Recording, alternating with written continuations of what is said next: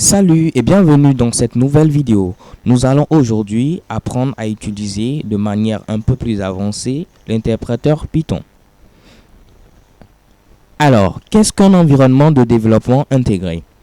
Un environnement de développement intégré est tout simplement un logiciel nous permettant de créer de manière beaucoup plus flexible des programmes. L'environnement de développement intégré de Python que nous avons utilisé jusqu'à maintenant se nomme Idle. Il existe d'autres environnements de développement intégrés comme Portable Python ou Active Python. Les environnements de développement intégrés contiennent généralement un éditeur de texte, un shell et un debugger, comme c'est le cas pour Idle. Alors, sachez qu'en Python, tout est objet. Nous verrons, lorsque nous aborderons la programmation orientée objet, ce que cela signifie. Sachez tout simplement pour l'instant que, à l'instar des variables, un objet a ce qu'on appelle un type, une taille, une valeur, un emplacement en mémoire. Et les propriétés de l'objet sont accessibles en mémoire grâce à un identifiant, son nom.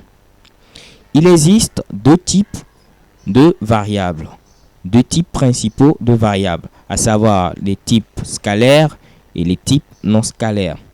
Jusqu'à présent, nous avons abordé quelques types scalaires et un seul type non scalaire. Je veux parler des chaînes de caractères. Les types scalaires sont les entiers, les réels et les booléens. Pour les chaînes de caractères, nous avons dit que pour écrire une chaîne de caractères, il faut la délimiter par des double quotes ou des griffes si vous le souhaitez. On peut également utiliser des simple quotes ou des triple quotes. Supposons maintenant que nous avons besoin de pouvoir mettre à l'intérieur d'une chaîne de caractères une double quote. Comment nous allons le faire? Je m'explique. Si j'ai besoin d'écrire « Je suis beau », mais mettre le beau entre double quotes, cela va poser un problème dans la mesure où les premières griffes ici indiqueront que la chaîne de caractères s'arrête là. Or, ce n'est pas ce que je souhaite. Pour ce faire, nous allons ajouter ici un anti-slash qu'on va appeler caractère d'échappement qui va permettre de dire que non, la chaîne de caractères ne s'arrête pas là, mais il ne faudra simplement interpréter les double quotes comme telles quelles. Alors, lorsque je valide ici, j'aurai bel et bien ma chaîne de caractères « Je suis beau » sans erreur. On peut également utiliser un anti-slash n pour un saut de ligne, un anti-slash t pour une tabulation ou un anti-slash r pour un retour chariot. Un retour chariot, c'est simplement un retour à la ligne, mais tout en se positionnant à gauche. Quelles sont les particularités de Python? Python est un langage dit sensible à la casse. Cela signifie qu'il fait la différence entre les lettres majuscules et les lettres minuscules. Ainsi, si j'ai une variable ayant pour nom ABC avec A majuscule et une autre variable ayant pour nom ABC toutes les lettres en minuscules, ces deux variables sont pour Python différentes. Il faudra donc faire attention lorsque vous créerez votre variable. Il y a également une grande différence entre 3, écrit comme ceci, qui représente un entier, 3 comme cela qui représente ici un réel, et 3 en quote qui représente ici une chaîne de caractères.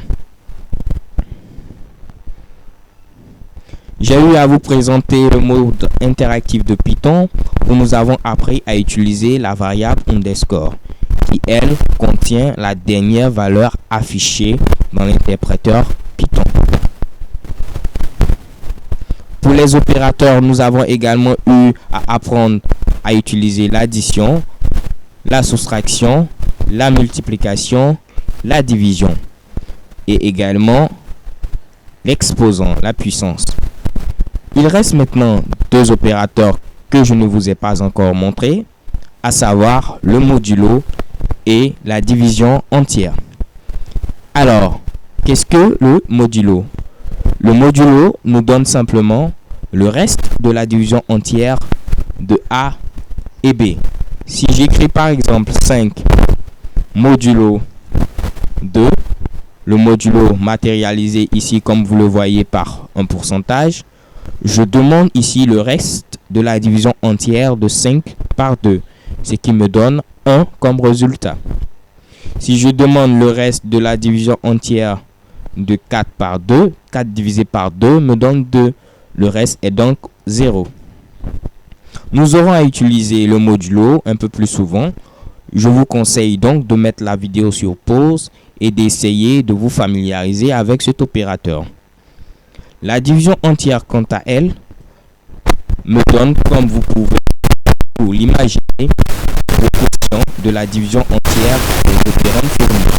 5 divisé par 2 réellement me donne 2,5.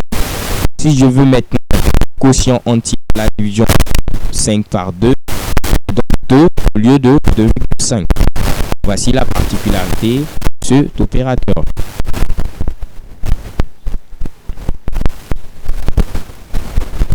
Bien avant de voir le casting ou transtypage, je vais vous montrer une autre particularité des chaînes. Si j'ai la chaîne de caractère A que je multiplie par 3, cela, d'un point de vue scientifique, est impossible. On ne peut multiplier du texte par 3.